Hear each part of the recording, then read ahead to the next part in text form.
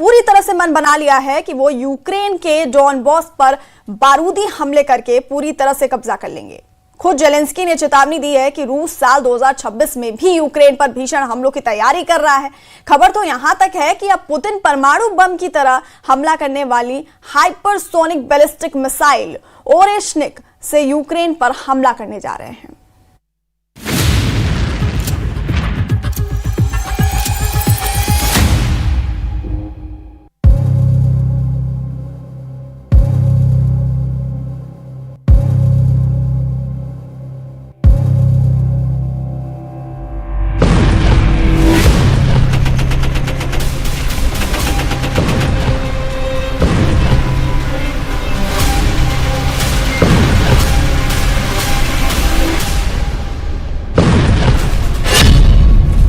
Donbas पर बारूदी कब्जा, डंके की चोट पर पुतिन का ऐलान।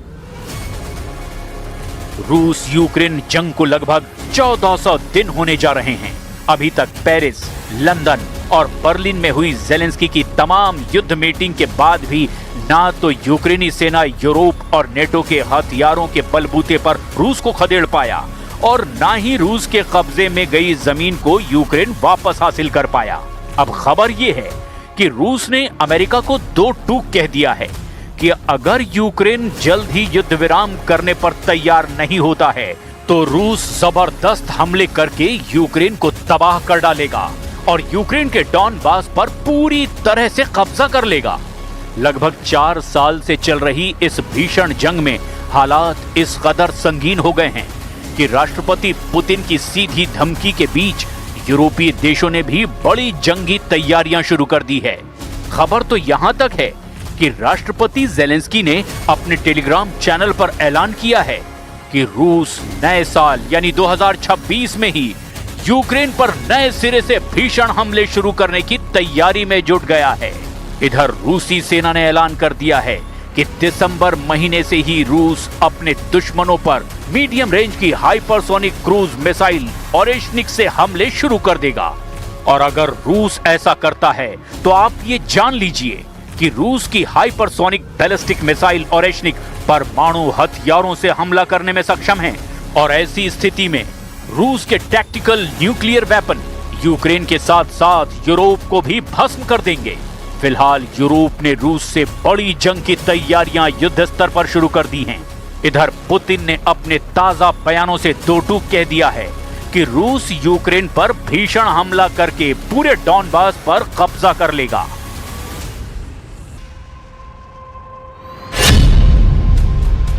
जेलेंस्की की नेटो को चेतावनी, 2026 में रूस का बड़ा हमला। क्या साल 2026 में भी यूक्रेन पर रूस के तूफानी हमले होते रहेंगे? ये दावा खुद जेलेंस्की ऐसे वक्त में कर रहे हैं जब अमेरिका रूस यूक्रेन जंग को रुकवाने के लिए एड़ी चोटी का जोर लगा रहा है। खबर तो यहां तक है कि यूरोप और नेटो के देश भी मिलकर रूस से पूरी ताकत से युद्ध करने का मन बना चुके हैं।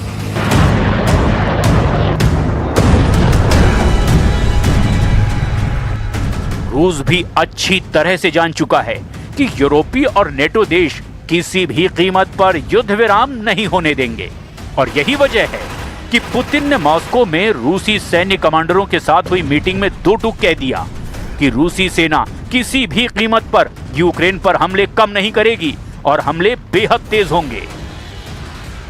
पुतिन जो बयान यूक्रेन पर भीषण हमलों को लेकर दे रहे हैं वो हैरान करने वाले हैं। रूस के राष्ट्रपति व्लादिमीर पुतिन ने यूक्रेन युद्ध को लेकर बड़ा और कड़ा बयान दिया।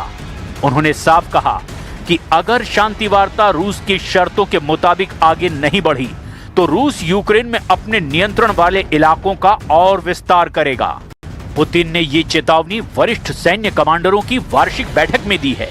उन्हें संकेत दिया कि कूटनीति विफल हुई तो रूस सैन्य ताकत के दम पर अपने लक्ष्य हासिल करेगा। रूस अपनी ऐतिहासिक भूमि को सैन्य संसाधनों के जरिए मुक्त करने के लिए तैयार है। पुतिन पूर्वी यूक्रेन के डॉनबास को लेकर के बयान दे रहे थे। पूर्वी यूक्रेन का डॉनबास 53,200 वर्ग किलोमीटर का इलाका है जिसका 75% हिस्सा रूस के कब्जे में आ चुका है। डॉनबास यूक्रेन के डोनेस्क और लुहांस्क को मिलाकर बनाया गया है, जिसमें डोनेस्क का 26,517 वर्ग किलोमीटर का इलाका है और लुहांस्क का 26,684 वर्ग किलोमीटर का इलाका है। पुतिन इस पूरे इलाके को जीतना चाहते हैं और उधर यूक्रेन और यूरोप किसी भी कीमत पर रूस को ये इलाका देने को तैयार नहीं है।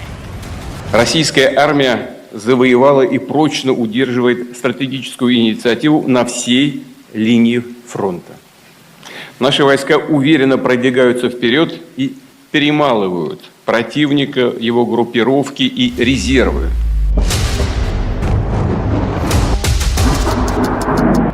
रूसी सेना का दावा है कि वो पूरे फ्रंट लाइन पर रणनीतिक बढ़त बनाए हुए है। पुतिन ने रूसी सैनिकों को युद्ध में तपे हुए बताते हुए कहा कि उनकी लड़ाकू क्षमता का कोई मुकाबला नहीं है।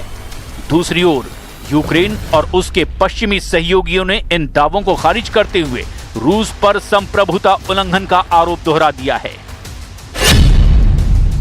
दिसंबर में ओरेशनिक से हमले, खौफ में यूरोप यूक्रेन।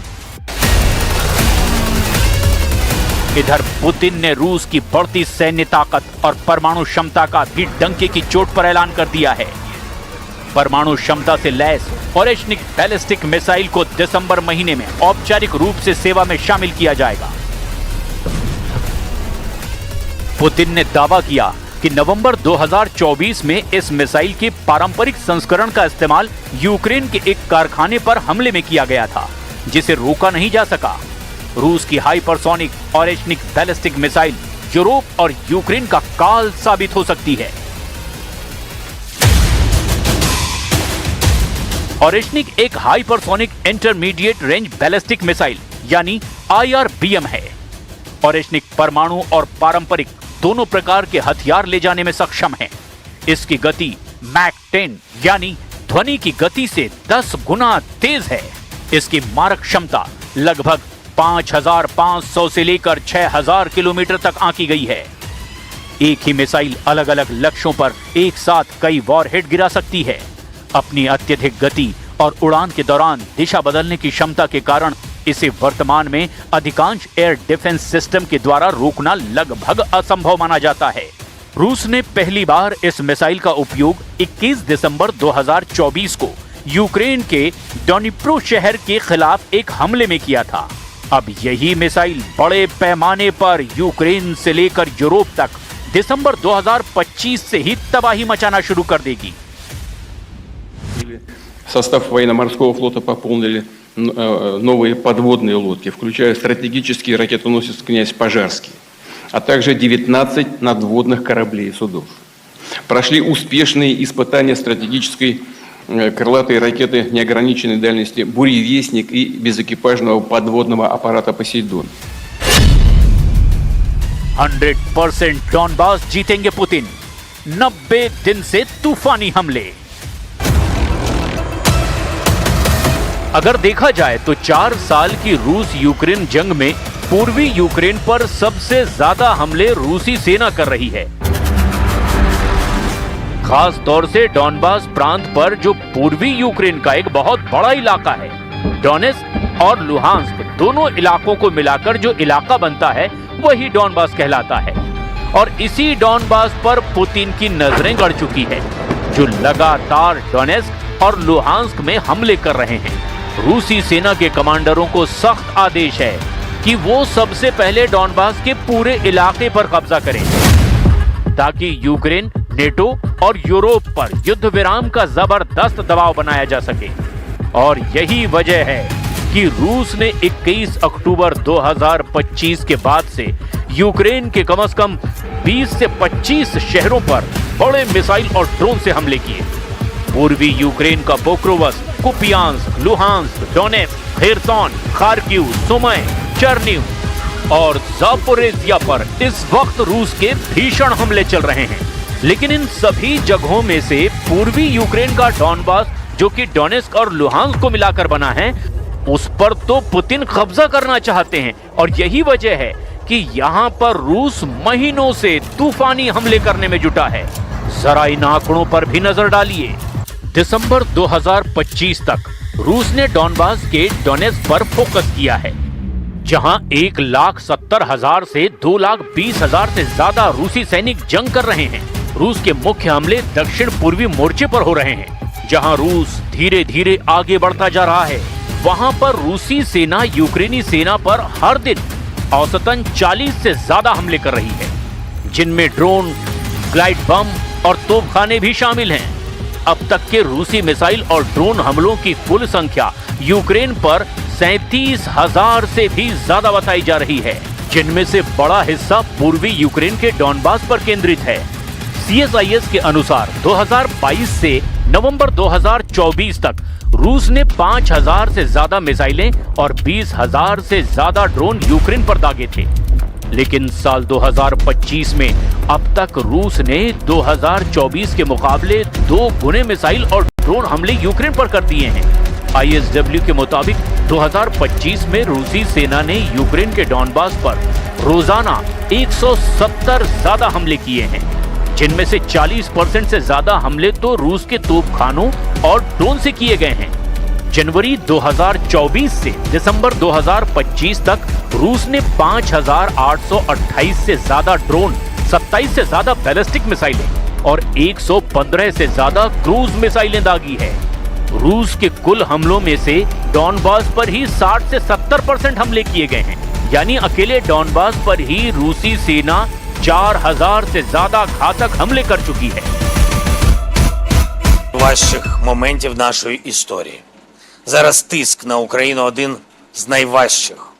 Зараз Україна може опинитися перед дуже складним вибором. Або втрата гідності, або ризик втрати ключового партнера.